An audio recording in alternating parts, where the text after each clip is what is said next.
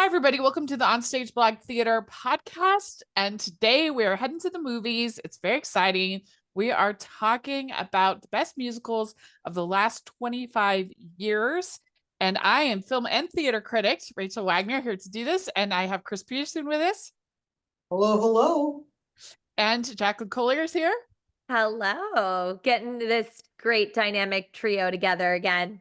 Yeah. So the catalyst for doing this is that you posted a series on the blog of listing your top 50 of the last 25 years. What was it that inspired you to do this? Honestly, it was me watching. I won't reveal just yet what's number one, but I was rewatching the number one movie on the list, and I said out loud to my wife, "This is the best movie musical of the century." And she's like, Yeah. she actually disagreed with me. She had the number three movie on the list as her number one. And so I said, okay, I need to make a list. And it initially started as a top 10, and I couldn't stop there, and it made it a top 25, couldn't stop there either. And so, yeah, top 50 and we're off and running at that point. So, yeah. What to you makes for a great musical movie? Oh, good question.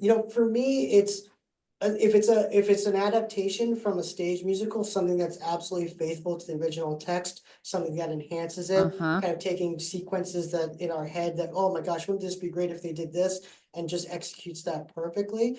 And changes, if there are any changes that work and things like that. If it's an original, movie musical like Greatest Showman, I'll use that as an example, something that checks all the boxes. You want, big set pieces, you want thrilling choreography, you want amazing singing performances that are preferably dubbed, not sung live on set, and recorded that way. We'll talk about that later. But yeah, that's those are all the boxes for me usually. Yeah. What about you, Jacqueline? What about you? What makes a great movie musical in your mind? To me, I really think that it's something that I have to want to watch again and again and again, which is different than for me in a theater. Like I can go to see something in a theater and be like, that's a one-time thing for me. I really love it, but that has its place. But a movie musical is something that I want to watch over and over again. Yeah. I'm curious, Chris. It makes total sense how you had the top 10, then you had to make it 25. Going to 50, were there any that you were like, okay, I'm at 47 and I kind of just got to round it out? Or what?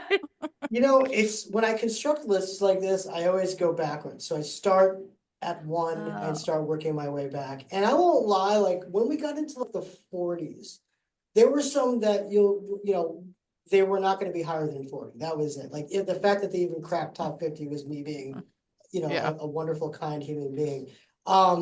But yeah, there were a couple that it was, if someone asked me to do the top 100, it would have been like the next like 60 through 100 would have been a mess. It would have just been awful. So there's not, I'll put it this way, in the listing that I made, maybe with a couple, if I made a list that long, would probably fall outside the top 50 if I did this again. I appreciate that you included animated films because for some reason they often aren't included in lists of great musicals. Yeah. It's so weird to me. Like so you'll hear like the greatest movie musicals ever made is Beauty and the Beast on that list? How can it not be on that list? But I frequently I just feel like they get forgotten. I don't know. It's very weird. That's a good Rachel, what makes a great movie musical for you? Ooh, I was thinking about that because I just saw a super bad one in Juliet and Romeo. That was painful. I can be super easygoing, but also like not as easygoing as I thought. Because the last year has been pushing me because I thought Joker Folie à Deux was really bad. There's just been I didn't like Amelia Perez. So there's been some bad ones recently. I it depends because musicals can be I want to say I want it to be fun, but obviously there's musicals that are not fun, that are emotional and moving and everything like that. So I want it to be entertaining with good songs and entertaining performances. I know that's like super bland to say that, but it's just true. Yeah. Yeah. It's what your girl wants. Give me the And entertainment. in general, I want good singing, good songs, catchy. And you say good singing like that should just be given in movie musical, but we all know Sure not. it is not. No, and I don't understand it. Like, I don't understand why we can't have Marnie Nixon happen again. Like, why can't we have these incredible voice actors doing the singing? Like, just as an example, like The Beauty and the Beast from 2017, which is a film I loathe. That would have been a million times more bearable if they had just had dubbing to the singing. I mean, I still wouldn't have loved it, but it would have been better. Yep. Like, if I were Emma Watson, I would have insisted on a dub. I would have made it part of the contract because it just, I don't know. I just don't understand. Like, don't you want the film to be as good as it possibly could be? I also think you can do a really interesting thing with that, like as an actress or an actor that has a lot of power, as I think these stars, some of them do, Yeah. be like, oh, I would love to help choose the vocalist. It gives them a exciting Yeah. platform to collaborate and to be like, okay, I think that this is how the character sounds. And in my head, this is the way I sound at my very best. Yeah. And there's the synergy there. Like, I actually think instead of it being a thing of like, oh, I just can't sing well enough to do it, it's a beautiful collaboration. And we Yeah. can look at it in that way that you're crafting the character together. Well, and there's a lot of times that people were dubbed that people probably don't even know that they were dubbed. Like, I don't think a lot of people know that Christopher Plummer is dubbed in The Sound of Music for his songs. Because it's done so seamlessly and you just don't even know. And it's great. I Yeah. don't know. I just don't understand why it just seems like that. If you could make the movie better, why not? Why not? I don't get it. But anyway, so you did not include any pro shots in this list. No. So there are a couple criteria. I had to cut it off someplace because I definitely didn't want to go too far down the rabbit hole. So didn't include any pro shots. So no Hamilton, no Waitress, no none of that. I also didn't include, and this is where it got a little controversial. I didn't include any like made for TV movie musicals. So no High School Musicals, no Camp Rock, no Descendants. And then a couple people were like, well, like, but Tick Tick Boom was made on Netflix. So what's the difference? I'm like, there's a difference, and you know what the difference is. I'm not going to describe it for you, but there's we all know what the difference is. Yeah, if Netflix wasn't such a butt, then it would be Right. released in theaters. I'll do a separate ranking of the Disney made for TV ones, so people, the High School Musical fans, can get their justice. I promise. I'll get around to that. So I tell you the one that I would have, not High School Musical, if I was including, I did do my own little top 10 list. I would include Teen Beach Movie. That's the hidden gem, in my opinion, There of you those go. made for Yeah. TV movies. I really like it. I think it's super entertaining and I love the songs and the choreography. And so that's the one that I would probably have on my list. So yeah, I think I can see it. I mean, you could have technically included High School Musical 3. I Because could have. that was You're right. released in theaters. And if I did, it probably landed in the top, probably the top 30. I would probably say if I was being fair. Yeah. Yeah. Also, none of the live, Peter Pan live or Grease live or any of that or Jesus Mhm. Christ Superstar. Not Yeah. for this list. Different Yes. list. I was happy that you included movies that some people say, oh, that's not a musical because it's a like about a band or like you have Once on your list, you have Sing Street on your list, movies like that. I appreciate that. Absolutely. I mean, Yeah. Sing Street is going to be one of the sliding doors of COVID issues where we were literally days away from getting a Broadway musical, and then COVID happens, and then it's never heard from again. So Sing Oh. Street has a very special place in my heart. Yeah. And then of course Once as well. So, and again, this is where I had to kind of draw the line too, where it's like, we're not going to get into the musical biopics. So no Rocket Man, no Bohemian Rhapsody. It's got to be kind of this like Once, and that's about as far as we're going to go in terms fictional. of that. Yeah. Yeah. Mhm. Yeah, I absolutely love Sing Street, and I will never forgive the Academy for picking the song about a chair that Sting did over any of the songs for Sing Street. That was Unbelievable. Yeah, that And really it wasn't okay. and it got a raw deal that year because it was the last movie that Harvey Weinstein produced. And so even though who knows how much he even did, on it, but it just didn't get the promotion that it deserved, and it got kind of blackballed with the Academy because of that, and which just sucks because it's one of my favorites. I absolutely love it. I was really surprised how low you had Hairspray. You have it at 45. Yeah, let's get into the list. Yeah, so Hairspray at 45. Here's why. It was, I looked at that as being made in the moment where it sounded like making a Hairspray movie is a good idea. I feel like there's not, for as many good things happen in the movie, there's equally bad things that happen in the movie from performance-wise. It's terribly miscast in a couple different ways. I know some people love Travolta. I like Travolta. I'm not one of them. I mean, I would much rather, when you think about not only, Harvey Firestein's performance in the musical, but, Divine's performance in the original movie, Travolta is not really any of them. So to me, that didn't work. And so, yeah, just a lot of things just felt very, just like slapped together. Let's just get this thing out as quickly as we can, as opposed to do something that's really thoughtful and impactful and whatnot. And also, okay, this is gonna sound very bougie of me, and I apologize. I can't stand Adam Shankman as a human being. So like, anything that he touches and directs, like I could just see his pretentiousness throughout the entire movie. And I'm just like, that's so Adam Shankman. Oh my God, I hate him, and I hate this sequence for him doing it. So that's why, that's why I put it so low.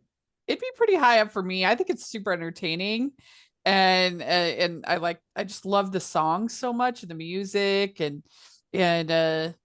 I mean, Travolta, he looks kind of weird. It was more the makeup and costuming, I think, that's sort of strange on it, but wasn't a deal breaker for me. But You I bring could up a see. good point. Yeah, you bring up a good point, and that where I had to basically say, like, look, the musical itself by itself is still brilliant. So that's why, like, you look at the list, like Hairspray's, 45, Producers is at 41, Rent is at 39. All amazing musicals by themselves, but when they adapted for the screen, that's where the fault started to kind of collapse. And so that's why they're rated so low. I didn't even know there was a more recent version of Lucky Stiff, 2014. Yeah. I had no idea that even existed. I didn't until either. it's like, oh, okay. I just saw that for the first time live. I saw a production of it just a couple months ago. Yeah, I saw that, and I was in a college production, Lucky Step, so that's why, like, when I saw that pop up, I was like, oh, I gotta watch that, and it was actually really good. It was good. That's great good. adaptation. Yeah. Well, let's go over your top 10. I was a little bit surprised first how high you had Into the Woods, because I thought you really hated that, and I was surprised that you had it above La La Land. Controversial, sitting down. I rewatched Into the Woods, and there are parts, maybe I was in a bad mood the first time I saw the movie. I don't know. But like, there are parts that definitely impacted me more second viewing. Also, it looks gorgeous. That's the other problem. That's the other thing, right? That I had to give it style points. And it is a gorgeous movie. La La Land, it's like maybe the difference between the two was like a 0.05, Well, they are score. next to each other, 12 and 13. So yeah, so there's very little separation. Maybe it's just because I didn't like the ending of La La Land, more than Into the Woods. Who knows? I'm not a big Into the Woods fan, period. But I feel like they did about as good a job as could be done. If they were making the movie for Disney, at least. I think Rob Marshall did just about as good as you could do. There's a side of me that was like, I kind of wanted, I know it's blasphemy for Into the Woods fans, but I kind of just wish they hadn't done all of the subversive endings, because I just don't love it. Like, why does she have to have an affair, and why do I just don't love Into the Woods. But like, I feel like it was like a pretty decent version of Into the Woods. I watch it and I'm like, I don't know why people hate this. It's fine. I just don't particularly like material. I really want Into the Woods, Rachel, for you to just exist as Into the Woods Junior when it's just the first act and it can just live Yeah. there for you. I also, well, I like Into the Woods, but I also like the movie. I think it's Yeah. I think it's great. Like I really, really enjoy the performances. It's also cool to give people like this is what movie musicals do. They give people access in a way that some people aren't lucky enough to have access to live theater. Yeah. Yeah. Yeah. And Uh, I had to, real quick, I just had to say about Into the Woods, I think one element that I put in the scoring system was when a performer in the movie or a moment in the movie is enhanced that I've never been able to do on stage or in any other version. So with Into the Woods, oh, specifically Stay With Me when Meryl Streep is, I have never bawled my eyes out Yeah. to that song ever until I yeah. saw the movie, and I'm just like, I'm leaking from my eyes. So that's again another component that I thought about, with that. Yeah. Well, and I agree with you about La La Land, the ending. The problem I have with La La Land is, first of all, everyone acted like it was the savior of all musicals and that nobody else had been making musicals. And you look at a list like that and we're like, no, people have been making musicals. Like literally there were multiple ones made that year. And so it was kind of annoying the way it was treated, in my opinion. But also the fact that they don't even try. It's just like, well, I'm gonna make a movie. Bye bye. It's like you don't even fight for it. You didn't even try. I Yeah, don't like that. I don't like that. But it is very pretty. It's a very pretty Yeah. movie and has some good. I like the score better than the songs actually. But it's I like it. I'm not a hater. It was just the hyperbole was strong on that one. And what's that lore that I've seen going around, and who knows if it's true, but that it's Ryan Reynolds, not Ryan Reynolds, Ryan Gosling was supposed to play the Beast and then didn't do it to do La La Land. And Yeah. Emma Roberts What was supposed to be in La La Land. Emma Watson. Emma Watson, sorry, Emma Yeah, yeah. Watson. Gosh, I can't keep track of my Emmas and my Ryans. Emma Watson was Yeah, supposed to do La La Land, but then to Beauty and the Beast. And you're like, yeah. well, Ryan clearly chose better. Yeah. All right. Well, let's talk about your top 10 and we'll go over the yeah. ball. So, number 10, you have Moana, which is your highest animated film. What do you think makes this one special? Because it's nothing like we've ever heard from a Disney movie before. Mm. And that was like when you talk about, the Disney stereotypical songs that you get, you listen to Moana, none of them are really what we get. And so it really broke new ground. It's Lin-Manuel coming right out of Hamilton at the height of his creative powers. So like everything's a banger from start to finish. It's a beautifully crafted story. The music, the way it's woven into the story is flawless.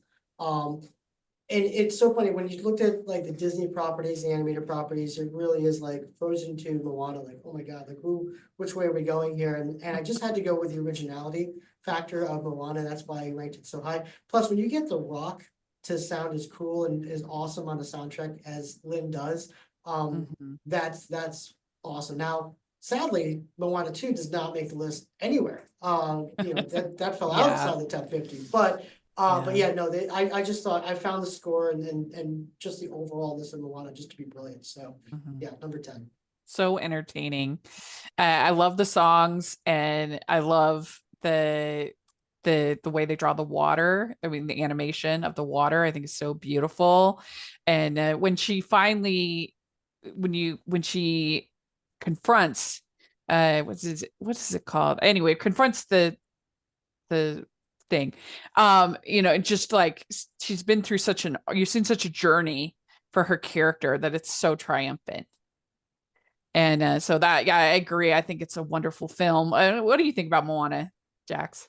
I love Moana, and I also not only do I think Moana is great, but I love the joy that it's brought to little girls in a way that I Yeah, remember growing up with Little Mermaid and like, we were dressed and like you get yeah, to see little girls and little boys too. Like, I mean, really across the board, but like I just have more yeah. little girls in my life Same, who are so excited. yeah, same directors as Little Yeah. Mermaid. Yeah, Which is like, yeah, of course, again, yeah, and that's a banger. That was a yeah, banger too. yeah. All right. Well, number 9, you have Dreamgirls. And I feel Yes. like Dreamgirls has kind of made a big splash, very impactful. And then I feel like it's kind of gotten forgotten. Yeah, it's definitely Yeah. got lost in the shuffle, and I don't know really why Yeah. necessarily, because when you watch it, you're like, this is an outstanding motion picture. I mean, Yeah. it really is. And lights out performances. I mean, when the fact that you could say Beyonce is the second best performer in anything, like that's an incredible feat by Jennifer Hudson. Like I'll never forget, I saw this in the movie theater and like Jennifer Hudson got a standing ovation, like in the middle of a movie. And I'm like, I've yeah, never seen okay, that. this, Like, that's incredible that she yeah, got a like standing ovation in the that's middle of the movie. unbelievable. And then poor Beyonce, she gets that song at the end, and it's like this girl behind me goes, "Well, she tried. She tried. That was a good attempt." And so yeah, but like Yeah. from a Murderer's Row perspective, you've got everybody dialing it up to 100, giving it their all. The singing, the performances are incredible. Like it's Yeah. just one of those movies that's so well put together. That it's a best picture, quality film. So yeah, had to put it up there in the top 10. Yeah. Yeah. I haven't seen it in a long, long time. But I'm gonna actually see it for the first time on stage in a couple weeks. So I need to get it Oh, out and you're watch it in for again. a I treat. know, I'm excited. It's one to check off the bucket list. Yes. All right. So you have Sing Street at number 8. And yeah, I Just a love it gem. so much. Obviously the songs are bangers, amazing. And it's such a charming story. This young man, he meets this beautiful young lady and says, "Will you be in my music video for my band?" Oh, I don't have a band. Oh, I've never seen this. I'm so Oh my excited to gosh, watch it Jax, now. you have to Oh, see you've got to it. see it. It's so good. It's It's so good. so good. And what I love even more than all of that, which is so good, is the relationship between him and his brother. And his brother never really took the big risk. He never really he was brave enough. And so he kind of is both envious and also supportive of his younger brother. And their dynamic is so good. And it's Yeah. great. One of my Jack, favorites of like I can't wait for you movies. to see this movie. I'm not going to spoil it for you. There's a song Yeah. though at the end called "Ride It Like You Stole It," and it's a Oh, bop. It's a bop. yes. Oh my gosh, I love that song. You will Oh, be. so there you go. Oh, That's from yeah. Sing Street. Yeah. Oh my gosh, someone sent me a video of that song. How did I not watch the movie after that? Yes. Oh my gosh, Yes. yes. Okay, When you yes. actually see it in the movie, you will be so mad about the chair song. It's just, Well, already I was like, I knew the chair song was already like, why are we doing that? yeah, like the Moana and the La La Land noms I can deal with, but it's absurd. But yeah, Sing Street is like honestly would just be one of my favorite movies of the last 25 years, not even just musicals. I love it so much. And it's on Netflix, so if y'all have Netflix, you can watch it. All right, number 7, maybe a bit controversial. You have The Greatest Showman.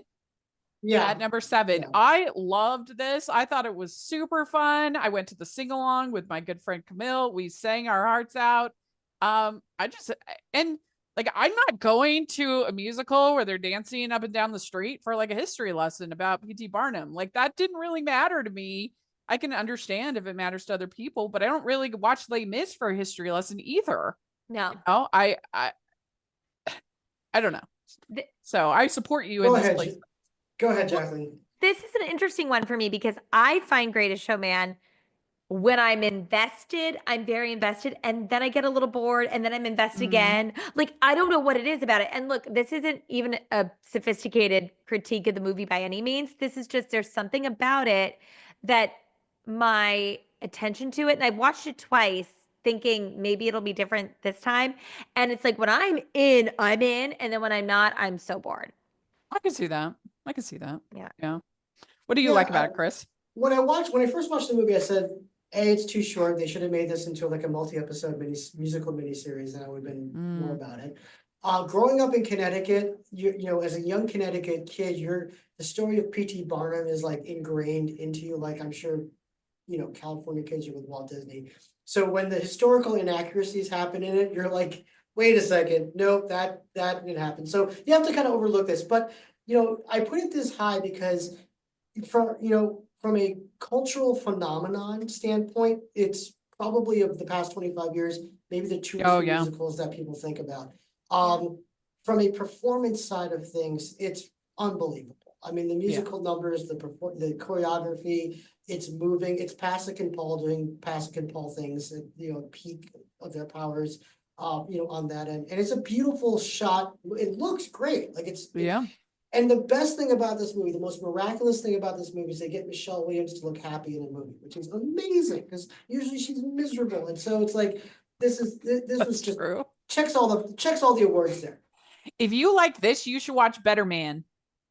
That came as the same director, and they have Robbie Williams as a monkey, and I it had not somehow seen it yet. works. Yeah. It was quite good. I enjoyed it. I didn't know any Robbie Williams. I had no idea about him, but I enjoyed it. It was I'm pretty so good. interested. Yeah. You know, they're making this into a Broadway production. That's the plan. It's going to premiere Oh yeah, next Great year. Showman. Yeah. So very interested to see how That'll be this one fun. goes. Mhm. All right, and number 6, you have I think the most underrated of all of the recent musicals. It's The Last 5 Years. Jeremy Jordan, Yeah. Anna Kendrick. I just don't understand like what people wanted from this movie that they didn't get, because I don't know. I really enjoyed it. It's to me like when you think about like the whole here taking what's on stage and putting it into a movie and make it work without bells and whistles and craziness and things like that. That's exactly what this movie does. And Yeah. you get two incredibly strong, charismatic performances. What needs to be, you know, dabbled in and added works, you know, really, really well. For a show that, let's be honest, like never really gets the strong reviews that you think it's gonna get, especially the latest Broadway revival that we're getting now. Yeah. So I contend it's like, other than listening to the original cast album, this is like the next best thing if you want to get this material. Yeah.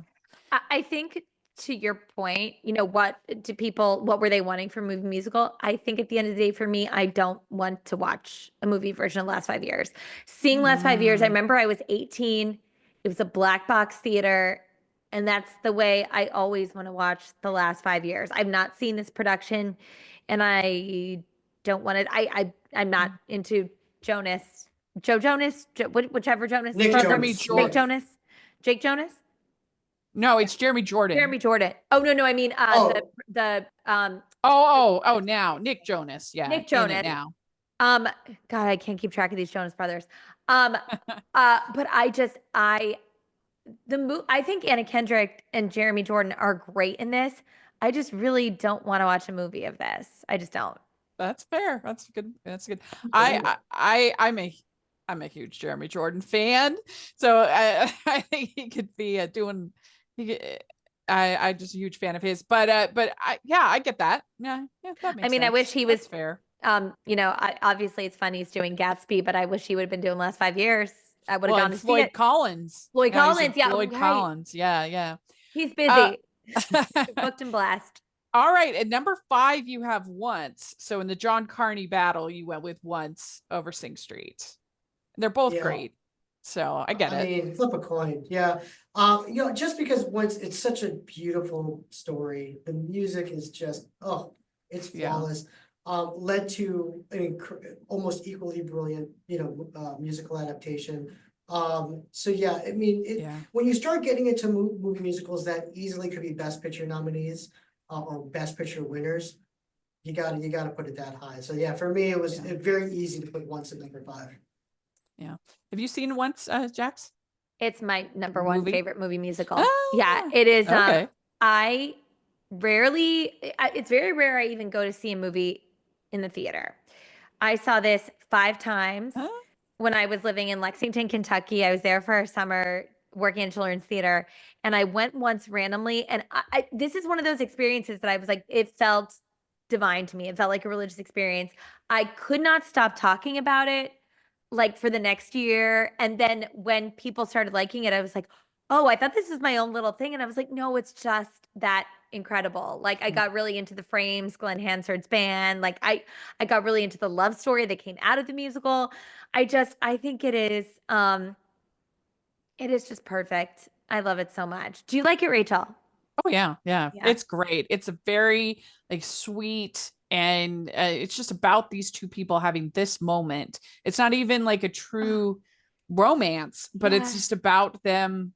It's really more of a almost more of a friendship story. It's like they have this moment that they had to be and everything coming together so that they could have this moment. And Falling Softly, is one of the great songs ever written for a movie for sure. Yeah. Yeah. At number 4, you have Moulin Rouge, and of course, Moulin Rouge is great. I almost have a fondness for it because I feel like it was one of the early movies that I kind of stood up to because I went to a very, very conservative college, and the idea of like liking a movie about prostitute and like it had like it was a little bit edgy, racy, and I feel like it was one of the early movies that I was like, no, you guys, this is good. So I It's just it's picture you on campus at BYU being like, "Could give it a chance, yeah, people." yeah. I mean, I saw this came out my sophomore year of college, and as a theater major, like all the theater kids, like we went to go see this like 5 times in the theater. And Yeah. this was before sing-along movies came out, so we were singing along in the theater, like doing the elephant duet and all that stuff what I love about this movie is a couple of things. One, it's the only Baz Luhrmann movie I can watch repeatedly. Like I can't watch any of his other movies. They're too much of a fever dream for me. I can see that. I call this what I call the gangsta like musical theater actor experience because all these people from Nicole Kidman to Ewan McGregor to Jim Broadbent, they do one movie musical and they never do another one after that. So it's like here it is, you're getting the perfect movie musical from us, and we're never gonna do this again. Just like Tom Hulce in Hunchback of Notre Dame, like he does one voiceover work in Hunchback and he never does anything like That's that ever true. again. Let's have So Nicole I Kidman in Prom. Oh, that's And right, and then Prom. you had Right. Ewan McGregor in that Beauty and the Beast movie. That was unfortunate. Which we don't talk about. So, I think what's awesome about Moulin Rouge is definitely groundbreaking from how to take popular songs, Yeah. bring it into the fold of a movie. Again, like kids who are listening to this, you have no idea the chokehold that the Lady Marmalade like cover had on cultural like pop culture that entire year. So incredible movie musical and like great musical adaptation now. That's been very successful. So I think it's almost kind of like Singing in the Rain in the sense that some people don't even know that it is a jukebox musical. Like it's so identified with Moulin Rouge that some people I don't think even know that it existed beforehand. And all right. Well, at number 3, you have Chicago. It's our big Best Picture winner. And super entertaining. Got lots of style. Good performances. Very, yeah. I get it. I get it why you would have it 3. yeah, it's one of the things where it's like if Moulin Rouge, which I believe came out the year before, right, or vice versa, I can't remember, but it's basically like these two movies That's kicked correct. off. Yeah, these two movies kicked off this new wave of movie musical madness, and that's why we got Phantom. That's why we got Hairspray and all these other things. So Chicago winning Best Picture that year, beating out some incredible movies, by the way, was a huge, huge thing. I remember watching it in the theater, being like, "This is gonna not only is this gonna win Best Picture, this is probably the best movie musical one of all time." And to your point, the performances are great. Again, taking movie stars that we didn't know really could do this at the time because Twitter and TikTok and you couldn't dig up old bootlegs of Catherine Zeta-Jones doing 42nd Street on the West End or things like that. So when John C. Reilly gives an incredible performance and Catherine Zeta-Jones and even Richard Gere, and you're just like, oh, okay, this is new. And then the choreography. This is back when I could tolerate Rob Marshall. The cell block tango sequence is one of the coolest things I've ever seen on film. So yeah, Jax, what do you think? I love Chicago. Like I just remember like pop, squish, six, Cicero, Lipschitz, like come on, like pretending, dancing around, like yes. I mean, it is just so fun. Yeah. Also, the movie, I should make sure I mention this because not a lot of people have ever like noticed this. But the OnStage blog logo is an homage to the Chicago movie. Oh my gosh. Oh. Well, now that you say it, it's like, of Yeah. course, but I wouldn't have noticed it. No one has ever, like, that's one of those Easter eggs that I'm hoping someone says, like, hey, is the OnStage Blog logo to match the Chicago poster? Yes, yes, it is. Yeah, that's great. All right, number 2, you have Wicked Part 1. That's a bit risky pick because what if Wicked Part 2 is if it sucks, how far down will this drop? Wouldn't it be funny if, like, yeah, Wicked Part 1's at number 2, and like Wicked Part 2 is like not even in the top 50 if I do this over again. Mhm. You know, I'm a huge Wicked fan, and I'll be honest with you, when I heard the casting, I was not on board. I was like, ooh, Cynthia Erivo, ooh, Ariana Grande, like, come on now. But Mhm. sitting in that theater, watching what John M. Chu did in this movie, I'm like, man, this is perfect. It's perfect. Like, there's Yeah. nothing I would change. Except for the title of the second movie. But like, it is, and even that's the funny thing too, is like when they announced it was gonna be 2 movies, I was like, ew, like, why would you do that? Now I'm like, yeah, you couldn't do this in 1 movie because it's so expansive, which, yeah. Yeah, Chris, I mean, I couldn't relate to what you're saying more. I had the same feelings of like, oh gosh, okay, 2 movies, this casting, all right. Especially Ariana Grande. Cynthia Erivo was like, I mean, okay. But blown away. And when you were talking about how movies can do things that the musicals can, and vice versa, they are able to pack so much character development and nuances and brilliant little moments that are building on who the characters are. I just think it's a thrilling movie musical. I love it so much. It's probably my second Yeah. favorite. It's so good. I also went to the sing along for this. Me and my friend Camille, who my friend Camille has seen Wicked on stage 25 times. And she loves So it. yeah, oh The yeah, movie. hardcore. Well, yeah, of course.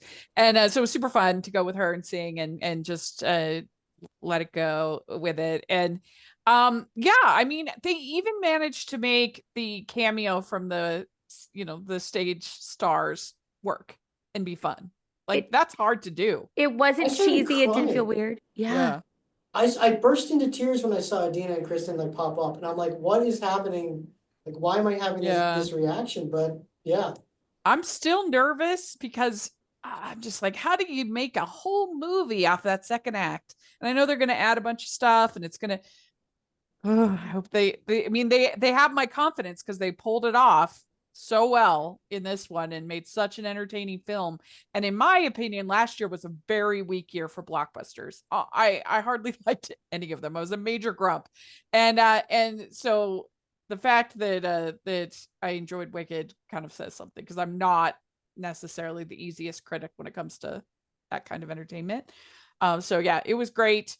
All right, your number 1. I was so excited when I literally squealed when I saw your number 1 because we did a whole episode of this podcast on this movie. It's Tick Tick Boom. Woo! Yes, Yeah. I yes, mean, it's a perfect movie. It's not only a perfect movie yeah, musical, it's a perfect movie. And when we yeah, talk about like a movie enhancing its original material, yes. I mean, yeah. nothing against the original cast, recording Raul Esparza, like I love them. But listening to this, especially from Andrew Garfield, who was not a singer, who like Yeah. if you He if you've ever deserved the read, Oscar. He he was definitely robbed. deserved the Oscar. Learned to sing for this movie. Just unbelievable performance. And after I watched this movie, I couldn't stop. I started listening to the recording for like a week straight. And like, so like songs like Come to Your Senses, Louder Than Words, like just sound so much better on the movie than I've ever heard Yeah. in any recording. Lin-Manuel, again, just unbelievable job. The Sunday, cafe thing, again, burst into tears. Why am I bursting into tears watching that sequence? I just did. And it's just, it checks all your boxes. So for theater people like us, it scratches every itch. For the non-musical people, they can watch this and just be astounded by the performances left and right. And it's one of those things where and again, rewatchability. Like I could watch this thing 50 times and find new things about it every single time. Jacqueline, go ahead.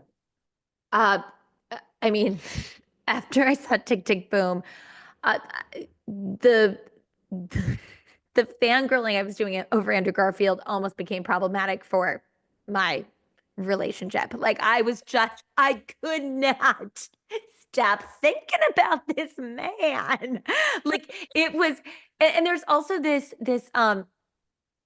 of course, this nostalgia and this heartbreak of this story and how it all came together. Oh, Like yeah. there's all of that too. So just everything about this, like I think this is such, I mean, this is definitely on my top 5, certainly. Like Yeah. it is just incredible, incredible film. I just feel so lucky that we have it. Jonathan's story definitely adds a layer. You know how it ends, and it's so Yeah. bittersweet. And I was just so moved by it. I was lucky I got to see it in the theater because they had a critic screening, and I watched, and I was just overwhelmed because as somebody who tries to make things that people like as a creative of some kind, you put stuff out there that you really love, and but you have no control over whether other people will like it or not. They might not. And it's so hard. You want them to like it so much, maybe a little bit for your ego, but also just because you really love it, and you want them to love it too. And just capturing that experience of being a creative and trying and then trying and trying and trying. And when he gets that message from Sondheim, it's just the best. And I think, one thing that there's a couple of the other choices on this list, but like the movie has ruined like any other performance I ever see of this piece. So like if I go and watch a live production of Tick Tick Boom, I'm gonna be comparing it to the movie Yeah, from here it's on true. out. I might even resist going, honestly. I'd be like, I've seen it, perfect, I'm not gonna see it again. Yeah. That's really interesting because some of these, like I did still love the Broadway musical of Once, but I think just because Kristen Milotti I just thought she was really elegant in that role. Steve Kazee was good, but I still was like thinking about Glenn Hansard. But like Wicked, I've seen a bunch of times and I would see it again. I've seen it after I've seen the movie. But you're right about Tick Tick Boom. I don't think I want to see it after this. Yeah, that's a good point because I've wondered like what's keeping them from doing this on Broadway, because it would have like no sets, like super cheap, like it only has a very small cast. Like I would think the startup of this thing would be super cheap. And it has a following, name recognition, but maybe like almost the movie's just too good and people have it and they can watch it. So, It is. Now I have a question for you both. Now that we've gone Yes. through the top 10, and we can take Yes. an edited pause if you need time to think this. Okay. Looking at the top 50, were there any that showed up on the at any ranking that you were like, I'm surprised this is on the list at all? As Well, opposed to where highly or lowly they were ranked. yes, Eight Crazy Nights. I cannot stand. I absolutely hate that movie. So that one would be, as a Christmas movie fan and an animation fan and a musical fan, it fails on all three counts. That was a I mean, risky I guess it's pick, yeah. Hanukkah. But yeah, that was the one where I had to sit down and I was like evaluating the music, looking at the entertainment value. It definitely is an Adam Sandler brand, on that end. But I had to admit, like, yeah, some of these songs like really it? do work from a If you like it, musical you like theater standpoint. So yeah, Here. that's why I had it in there. Yeah, if you like it, you like it. That's I get it. I We was can very just do it. happy that you had La La Crocodile. Underrated. I love La Underrated. La Crocodile. Yep. I love it. A couple other people like called out like, like Walk Hard being in the top 25. I was like, if you've never seen Walk Hard, it ruins every musical biopic after that. It's incredible. I I'm can't also believe very anyone would fight you on that one. That one is hilarious. hilarious. I also put another one I've gotten some good feedback on was Cyrano at number 11. Which a lot of people yeah. I really love enjoyed that. movie. Yeah. Yeah. And So then the I get Bob's it. Burgers movie.